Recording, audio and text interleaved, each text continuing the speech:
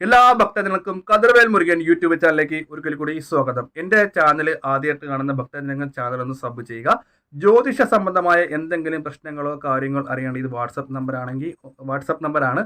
ഒന്നെങ്കിൽ നിങ്ങളുടെ പ്രശ്നങ്ങൾ എഴുതി അറിയിക്കില്ലെങ്കിൽ വോയിസ് ഇടുക. നിങ്ങളുടെ പ്രശ്നങ്ങൾക്ക് ഉടനടി പരിഹാര കാര്യങ്ങൾ കണ്ടെത്തി പറയുന്നതായിരിക്കും. അപ്പോൾ കാര്യത്തിലേക്ക് കിടക്കാം.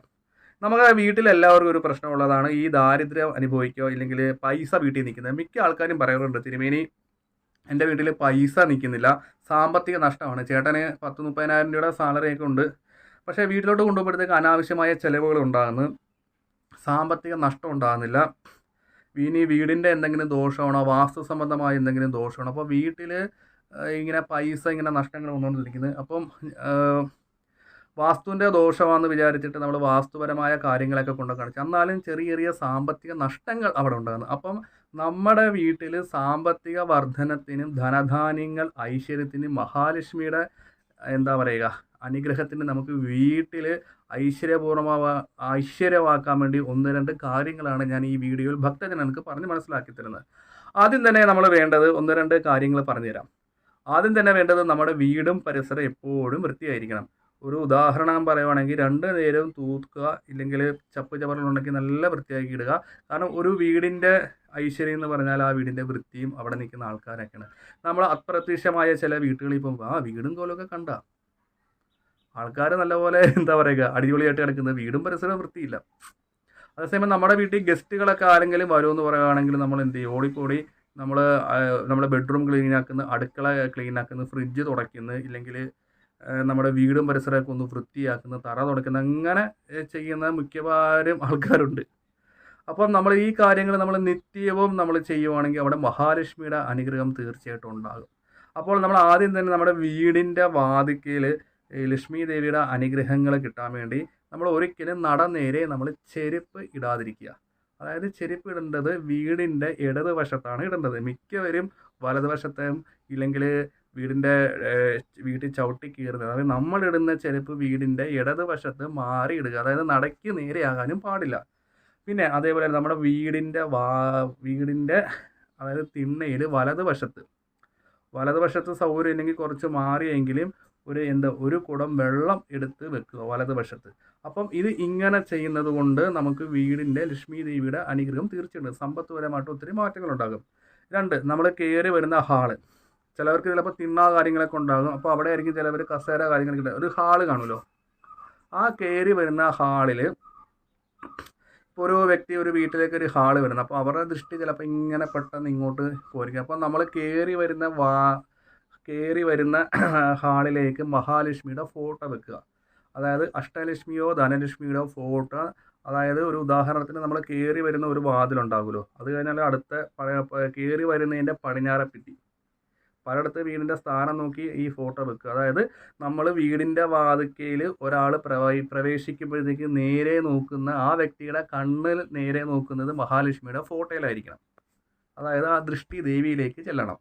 അപ്പോൾ ആ രീതി വേണം നമ്മൾ ഫോട്ടോ മഹാലക്ഷ്മിയുടെ സെറ്റ് ചെയ്യാൻ. അത് ചെറുതോ വലുതോ ഭക്തജനങ്ങളുടെ സാമ്പത്തികം പോലെ ചെയ്താൽ മതി. അഷ്ടലക്ഷ്മിയോ ഇല്ലെങ്കിൽ മഹാലക്ഷ്മിയുടെ ഫോട്ടോയോ ആ ഒരു കാര്യം വെക്കുക. ഇത് ഇങ്ങനെ ചെയ്യുന്നുണ്ട് ആ വ്യക്തിയുടെ നോട്ടം മഹാലക്ഷ്മിയിലേക്ക് എത്തുകയും ചെയ്യും.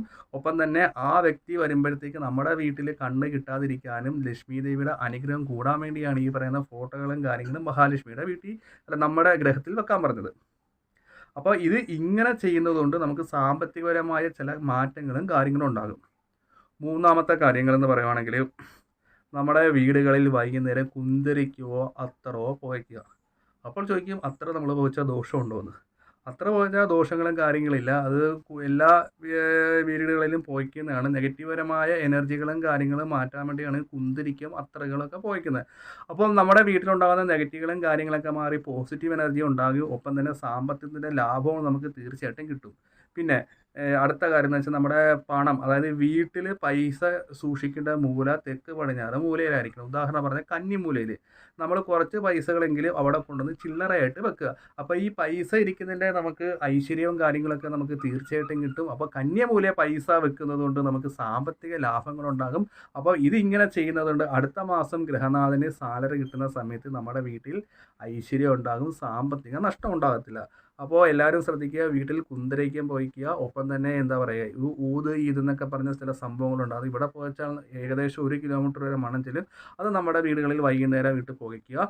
ഒപ്പം തന്നെ മഹാലക്ഷ്മിയുടെ അനുഗ്രഹം നമുക്ക് കിട്ടാൻ വേണ്ടി നമ്മൾ കൂടുതലായിട്ട് ചെയ്യേണ്ട ലക്ഷ്മീപരമായ കീർത്തനങ്ങൾ വിളക്ക് വെക്കുന്ന സമയത്ത് ചെല്ലുക. ലക്ഷ്മി ദേവിയുടെ ആയിട്ടുള്ള അനുഗ്രഹങ്ങൾ എപ്പോഴും നമ്മുടെ വീട്ടിൽ ഉണ്ടാകും. നമ്മൾ വിളക്ക് വെക്കുമ്പോൾ നെയ്യ് ഉപയോഗിച്ച് വിളക്ക് കത്തിക്കുക. ലക്ഷ്മി ദേവിയുടെ കീർത്തനം ചെല്ലുക. ഒന്നെങ്കിൽ 5 തിരിയിട്ടോ 3 തിരിയിട്ടോ നമ്മൾ വീട്ടിൽ വിളക്ക് വെക്കുക. അപ്പോൾ ഇതൊക്കെ നമ്മൾ ചെയ്യുന്നതുകൊണ്ട് നമ്മുടെ വീടിന് തീർച്ചയായിട്ടും പോസിറ്റീവ്പരമായിട്ടുള്ള എനർജി കാര്യങ്ങളൊക്കെ ഉണ്ട്. അപ്പോൾ നമ്മുടെ വീട്ടിൽ എല്ലാ വിധത്തിലുള്ള ഐശ്വര്യങ്ങളും കാര്യങ്ങളും മഹാലക്ഷ്മിയുടെ അനുഗ്രഹം ഉണ്ടാകും. അപ്പോൾ വീടിൻ്റെ വാതിൽക്കൽ ചെരുപ്പ് ഇടാതിരിക്കുക, ഇടതുവശത്തിടുക. വീടിൻ്റെ വാതിൽക്കൽ ഒരു കിണ്ടി ഇല്ലെങ്കിൽ ഒരു മൊന്തയ്ക്കകത്തോ വെള്ളം വെക്കുക. നമ്മൾ കയറി വരുന്ന, അതായത് നമ്മുടെ വീട്ടിലേക്ക് ആരെങ്കിലും കയറി വരുമ്പോഴത്തേക്ക് ആ ഒരു ഫോട്ടോ ലക്ഷ്മി ദേവിയുടെ കണ്ണിലേക്കായിരിക്കണം. അതായത് അവരുടെ ഫോട്ടോ ലക്ഷ്മി ദേവിയെ നോക്കണം. അവർക്ക് ആ ഫോട്ടോയിലെ ദേവിക്ക് അവരെയും കാണാം. ആ ഒരു രീതിയിൽ വേണം നമ്മൾ ഫോട്ടോ സെറ്റ് ചെയ്യാൻ. അതുപോലെ തന്നെ വീടിൻ്റെ തെക്ക് പടിഞ്ഞാറ് മൂലയിൽ പൈസ സൂക്ഷിക്കുക. കന്യക്കോൺ മൂല, തെക്ക് പടിഞ്ഞാറ് മൂല. നമ്മളെല്ലാ പൈസയും അവിടെ കൊണ്ടുവന്ന് വെക്കുക. മൊത്തമായിട്ട് എടുത്തുകൊണ്ട് പോകരുത്, ചില്ലറ പൈസയായിട്ട് വെക്കുക. അവിടെ നിന്ന് എനർജി കിട്ടും. വീടും പരിസരവും വൃത്തിയാക്കി വെക്കുക. ഒപ്പം തന്നെ ഈ ഊത്, ഈദ്, കുന്തിരിക്കം എന്നീ പറയുന്ന സാധനങ്ങൾ നമ്മുടെ ഗ്രഹത്തിൽ പോയിക്കുക.